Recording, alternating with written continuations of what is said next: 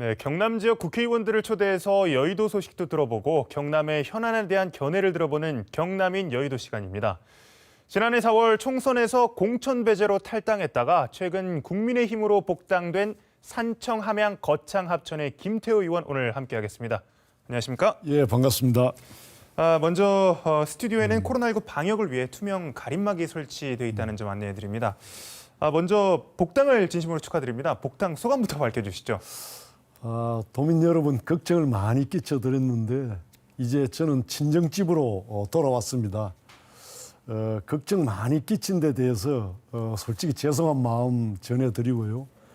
새 벽두에 이렇게 또 좋은 소식 전하게 돼서 제 마음이 매우 따뜻합니다.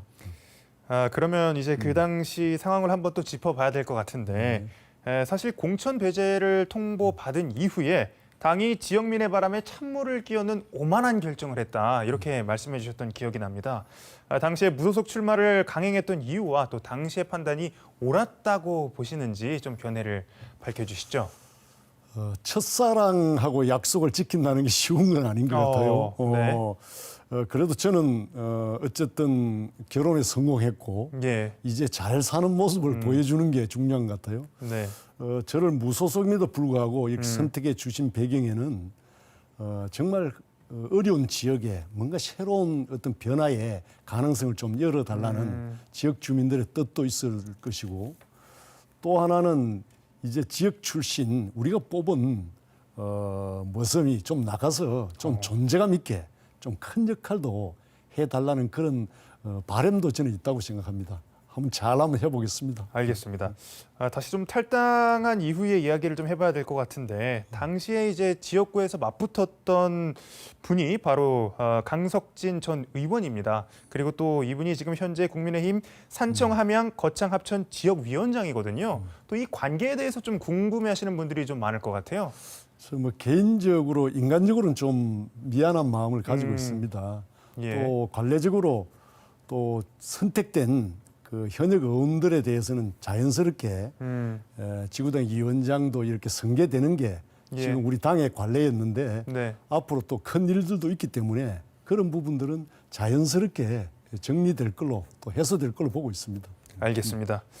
그리고 사실 이 공천 배제 이후에 그 당시 공천 배제 반발했던 분이 또 홍준표 전 대표 그리고 또 윤상현 의원 뭐 이분들이 계신데 아직까지 이분들은 지금 복당을 안 하고 있거든요.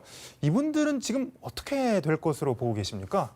저도 그 같이 들어가기도 바랬고 예. 또 큰 틀에서는 한 당에서 또 공천 과정에 또 여러 가지 시비도 있었습니다만은 예. 앞으로 우리가 정권 교체라는 거 또 재보선에 여러 가지 일들이 있는데 한 사람이라도 마음을 합쳐가는 게 저는 중요하다고 봐요. 그래서 비대위 차원에서 이분들에 대한 앞으로 같이 이 한마당에서 일할 수 있는 그런 장을 저는 만들어낼 거다 곧 그렇게 보고 있습니다. 알겠습니다.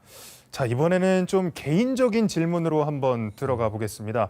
앞서서 제가 질문을 드렸을 때 이제 지역 구민들이 좀 큰 역할을 기대한다 이런 말씀을 덧붙여 주셨는데 김태우 의원은 지금 야권에서는 대권 잠룡으로도 지금 여러 군데에서 거론이 되고 있단 말이죠.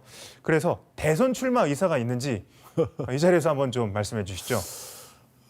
지금 제가 이래 다니면서 가장 많이 듣는 이야기가 네. 나라가 왜 이래 태호 형. 나라가 왜 이래 태호 형. 테스 형도 아니고. 세상이 네. 왜 이래. 어떤 이런 형태로 지금 나라가 흘러가면 괜찮겠습니까? 라는 걱정이 이제 태산입니다. 한 나라의 가장 중요한 그 미래는 우리 20대, 30대 젊은 청년들의 희망이 있어야 되는데 미래를 지금 다 포기해 가고 있습니다. 뭐 최근에 제가 만난 한 친구는 15번 가까이 이렇게 취업 원서를 넣었는데도 면접 보라는 이야기도 한 번도 들어본 적이 없다. 네. 그래서 취업 재수 삼수가 일어나고 있고 또 지금 영끌이다 비투다 진짜 영혼까지 끌어내서 이렇게 빛으로 투자한다 이런 표현이 있잖아요. 예. 취업을 했더라도 이런 월급이나 이런 정도 가지고는 집 하나 장만할 여력이 없다. 그러니까 결혼 자식을 놓는다는 건 상상도 못한다. 정말로 희망이 없는 이야기 아니겠습니까? 국가 불행인데 그래서 앞으로 이런 젊은 20, 30대에게 일자리나 또 내 집 장만 하나 할 수 있는 그런 기회를 만들어주는 찬스 메이커로서의 어떤 지도자가 진짜 절대 필요한 시기가 됐다. 예. 두 번째는 이 정부 들어서 공정이다, 정의다는 말을 제일 많이 썼는데 실제 아빠 찬스다, 엄마 찬스다 해서 오히려 공정이라든가 정의로움 이런 용어가 아주 상처를 입고 지금 길바닥에 나뒹굴고 있습니다. 이런 정상적으로 이제 되돌려 놔야 되는데 반칙과 특권이 없는 그런 사회로 우리가 가는 게 정말로 중요하고요. 저는 마지막 중요한 하나는 결국 국민 통합의 리더십이 필요한데 오늘 그 문재인 대통령의 신년 기자회견을 들으면서 네. 저는 참 가슴이 아팠어요. 헌법이 보장하는 권리로서 국민을 하나로 이렇게 통합하는 그런 노력이 필요한데 마치 진영의 통합만을 강조하는 듯한 그런 오해를 불러일으킬 수 있는 그런 그 인상을 많이 받았거든요.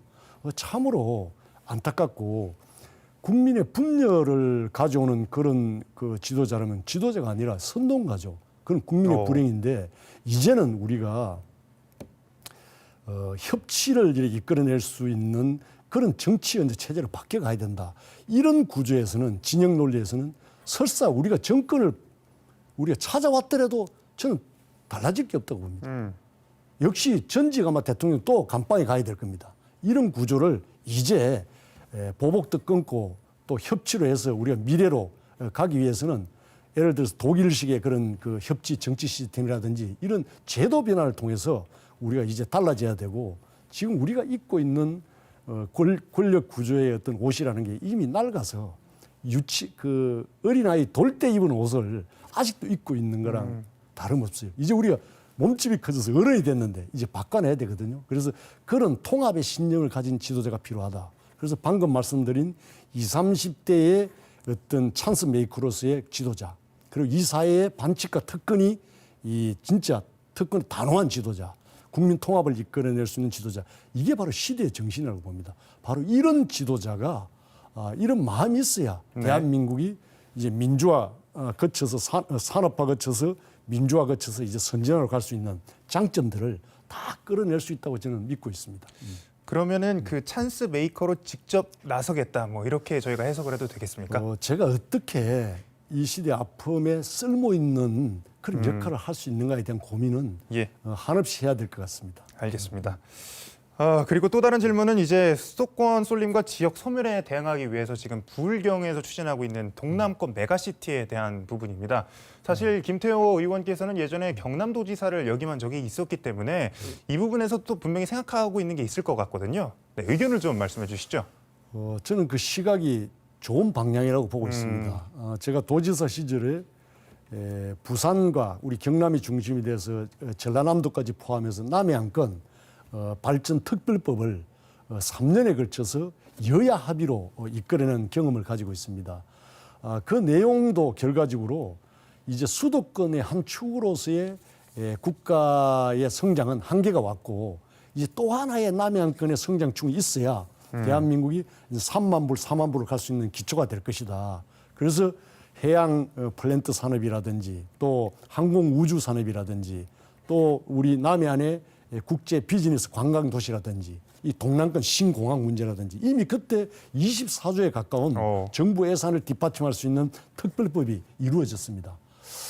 그런 경험으로 비춰봤을 때 이런 동남권의 이런 그 메가시티의 이런 프로젝트는 연장선에서 굉장히 의미가 있고요. 네. 더 중요한 것은 이런 그 청사진이 있고 또 특별 법안이 있더라도 그걸 뒷받침할 수 있는 정치적 파워라는 게 결국 가장 간절하거든요. 네. 그래서 경남을 누구보다도 잘하는 사람이 만약에 그런 정치적 힘을 가지고 있다면은 아마 우리 경남은 이 놀랄만한 그런 비약의 계기가 될 수 있을 것이다. 저는 그렇게 믿고 있습니다. 알겠습니다. 그리고 동남권 메가시티가 이게 추진됨에 따라서 서부 경남권이 소외되는 것 아니냐라는 좀 우려의 목소리도 나오고 있습니다. 또 지역구 의원으로서 이에 대한 대책이 좀 있을까요? 늘 뭐 선택과 집중이라는 게 네. 필요하고 다 한꺼번에 잘할 수는 없겠죠. 그렇지만은 우리 서부 경남 지역에는 지리산권, 덕유산권, 가해산권, 또 황매산권 해서 그야말로 청정 지역입니다. 네. 최고의 순도의 공기와 또 그 물과 또 바람과 이런 게 완전히 그 에코 소위 말해서 바이오 메가시티로 저는 갈 수 있는 근거가 될 수 있다. 그래서 산업도 그린 산업으로 또 우리의 관광도 그린 투어리즘으로 예. 또 교육도 거기에 맞는 시스템으로 저는 매치해 갈 수 있다고 보거든요. 그래서 오히려 가장 장기적으로 잠재력이 있는 지역이 바로 생태 메가시티로서 갈 수 있는 지역이 서부 경남일 수 있기 때문에 우리 도도 그렇고 중앙 차원에서 이런 계획에 조금 더 집요한 관심과 투자가 있다면은 오히려 우뚝 설 수 있는 지금 계기가 될 수 있다고 봅니다. 알겠습니다. 네, 오늘 말씀은 여기까지 듣도록 하겠습니다. 고맙습니다. 예, 감사합니다.